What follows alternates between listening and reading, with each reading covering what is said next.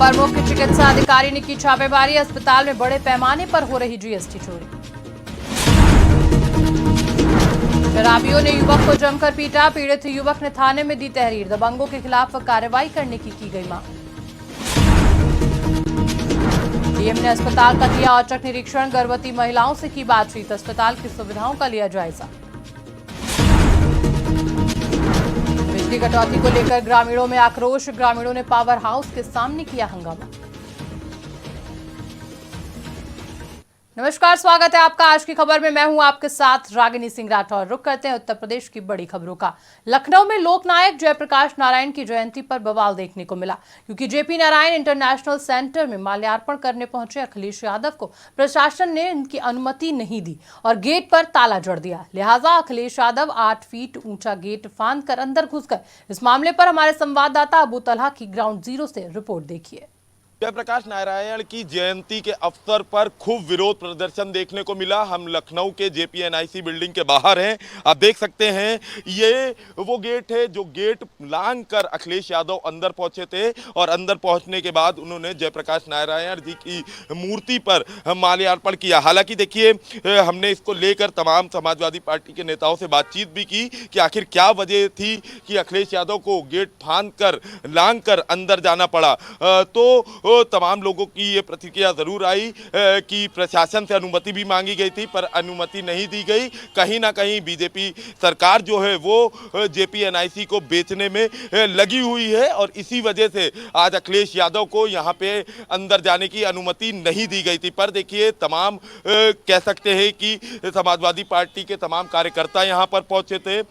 Gate देखिए, ये gate पहले बंद था और अब ये गेट खुला है क्योंकि तमाम कार्यकर्ताओं ने यहाँ तोड़फोड़ की। आप देख सकते हैं ये जो शेड्स हैं गेट पे लगाए गए थे, इस शेड्स के गेट को ढका गया था, पर जो कार्यकर्ता थे वो काफ़ी उग्र हो गए थे और इसी वजह से ये गेट की स्थिति और देख सकते हैं रेलिंग की स्थिति ये है। फिलहाल देखिए, प्रशासन का ये कहना था कि सुरक्षा के लिहाजे से अखिलेश यादव को अंदर जाने की अनुमति नहीं दी गई थी, पर बिना अनुमति अखिलेश यादव अंदर पहुंचे और मूर्ति पर माल्यार्पण भी किया। हालांकि खुद अखिलेश यादव का यह भी कहना था कि 2024 के लोकसभा की चुनावों की तैयारी अखिलेश यादव ने पूरी कर ली है, समाजवादी पार्टी ने पूरी कर ली है और आज से 2024 के लोकसभा चुनाव में मैदान में पूरी तरह से समाजवादी पार्टी उतर गई है और अगर इस तरह की और भी चीजें आगे होंगी तो कहीं ना कहीं समाजवादी पार्टी बढ़ चढ़कर इन तमाम चीजों में हिस्सा लेगी। जयप्रकाश नारायण।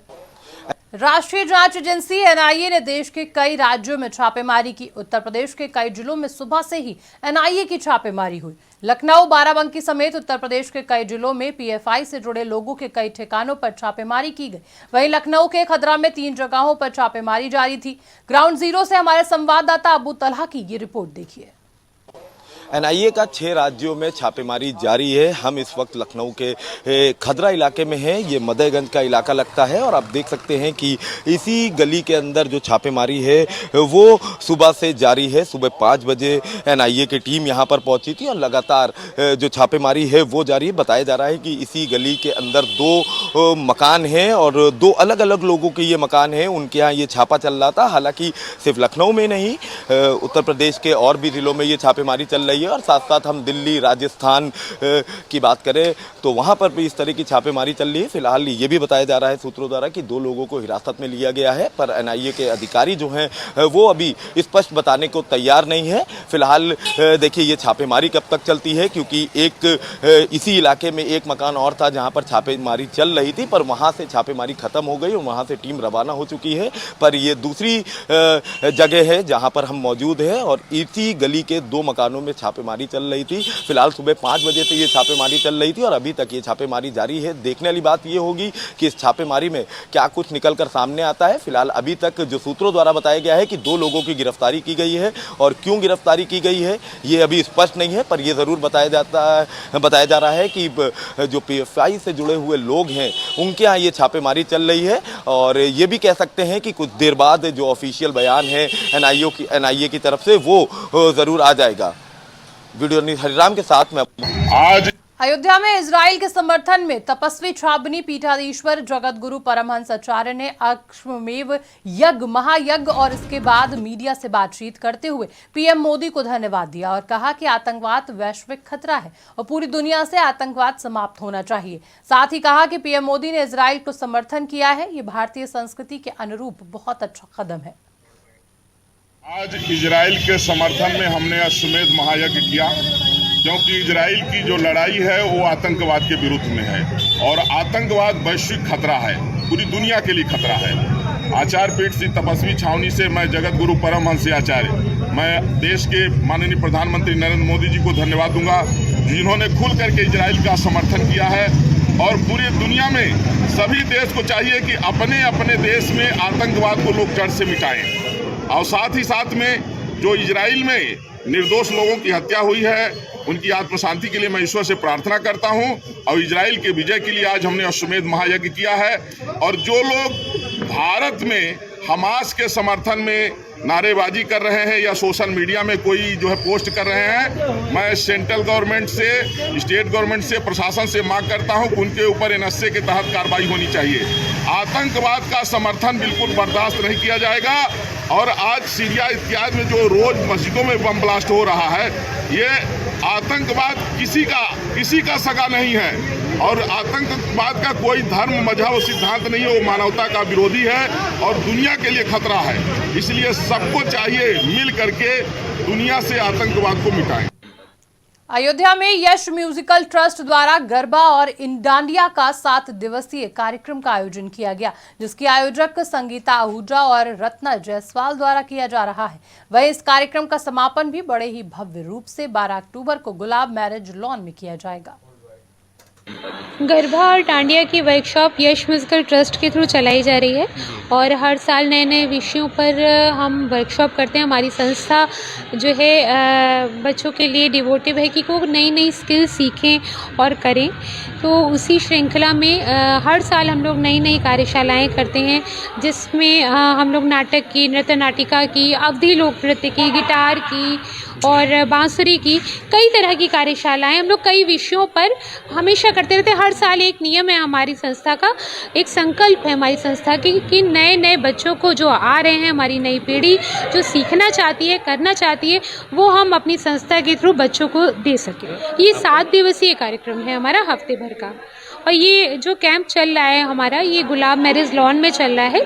शाम को 5:30 बजे से लेकर 7:30 बजे तक का ये कैंप है। हम बस यही चाहेंगे कि जैसे हमारे बच्चे पढ़ाई लिखाई में एकदम आगे हैं, बहुत आगे बढ़ रहे हैं, उसी तरह हर स्किल में बच्चे डेवलप करें। और माँ बाप भी यही चाहते हैं कि हमारे बच्चे हर फील्ड में आगे जाएं। जब सारी एक्टिविटी बच्चों को आएगी तो ऑल ओवर उनका डेवलपमेंट होगा, तो बच्चे हमेशा आगे प्रगति।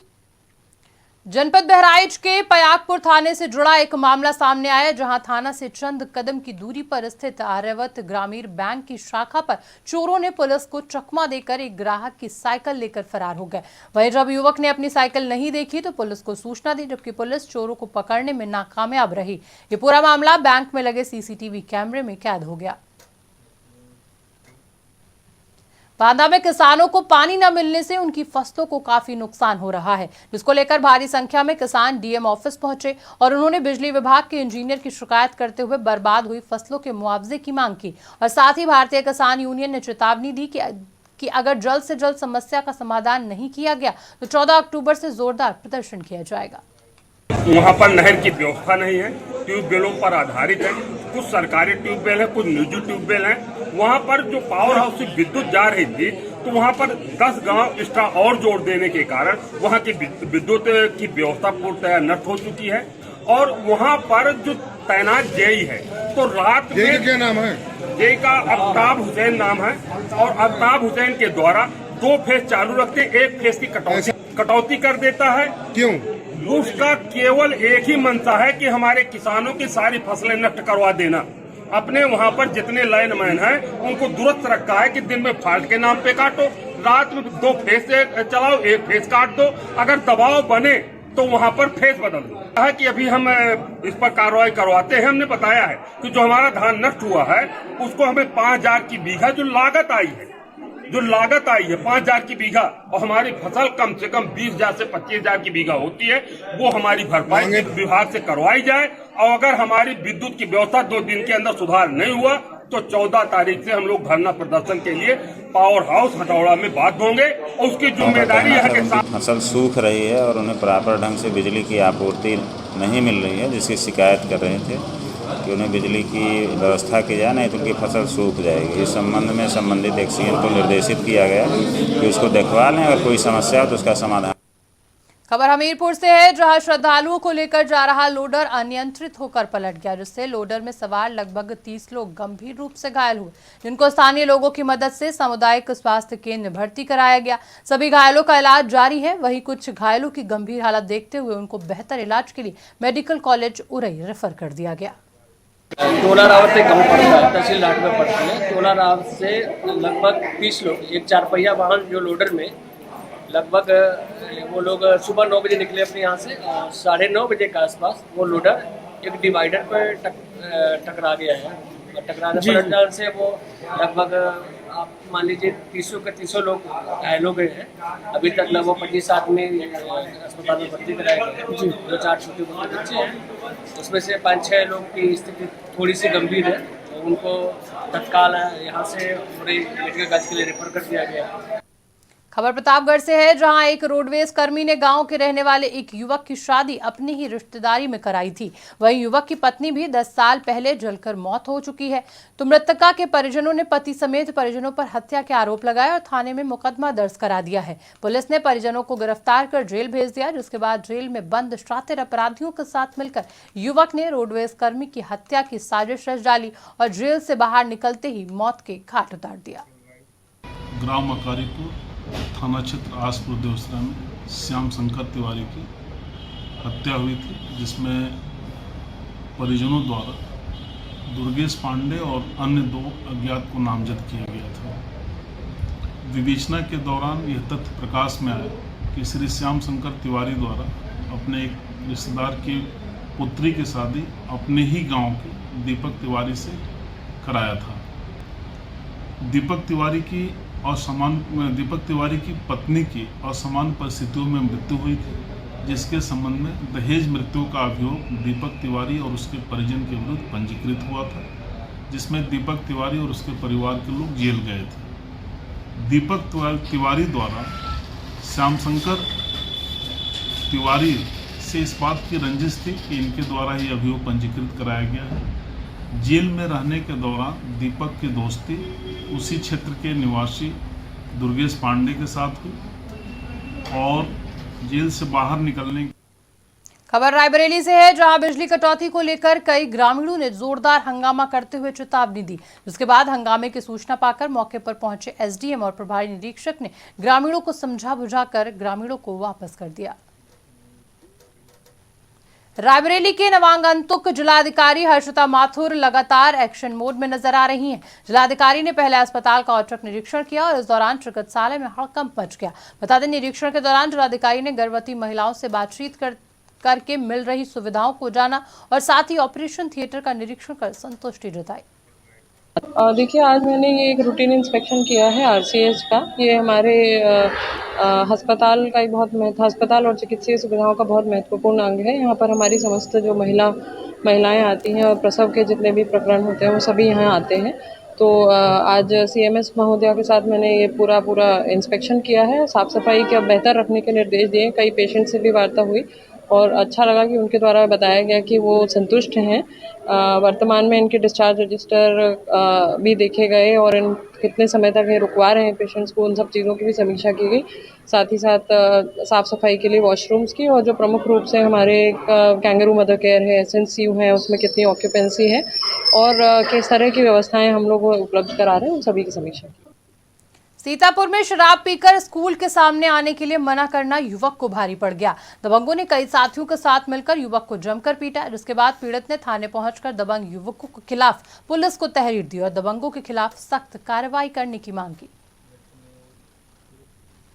सीतापुर के राष्ट्रीय राजमार्ग पर स्थित खैराबाद अस्पताल में अपर मुख्य चिकित्सा अधिकारी ने छापेमारी की और छापेमारी के दौरान अस्पताल में कोई डॉक्टर नहीं मिला। साथ ही पता चला कि अस्पताल में बड़े पैमाने पर जीएसटी चोरी की जा रही है। वहीं कमियों को देख अपर मुख्य चिकित्सा अधिकारी डॉक्टर अनूप श्रीवास्तव ने नोटिस देकर 3 दिन में सुधार के दिशा निर्देश दिए। खैराबाद हॉस्पिटल के अगेंस्ट पूरी शिकायत मिली थी, जिसपे आज हमने यहाँ पे औचक निरीक्षण किया। अस्पताल तो हमारा पंजीकृत था, यहाँ पर मिला है, लेकिन जो और मानक होते हैं एक चिकित्सा को चलाने के लिए वो कतई पूर्ण नहीं मिले यहाँ पे, इसलिए इनको नोटिस जारी कर दिया गया है और 24 घंटे का समय दिया गया है। यदि 24 घंटे में अपेक्षित सुधार लेके नहीं आते हैं तो चिकित्सालय का विरुद्ध विभागीय कार्रवाई करते हुए तो सील कर दिया जाएगा। मैंने जैसे बताया अभी आपको, कोई भी चिकित्सालय के हिसाब से जो मानक होते हैं वो मानक यहाँ पूर्ण नहीं किया रहे थे, इसलिए इनको एक कड़ा नोटिस दे दिया गया है। उसमें सारे बिंदु को उल्लेख कर दिया गया है और 24 घंटे का समय दिया गया है। यदि समय के उपरांत इनके दौरान फिलहाल बुलेटिन में इतना ही। देश दुनिया की तमाम बड़ी खबरों के लिए देखते रहिए आज की खबर।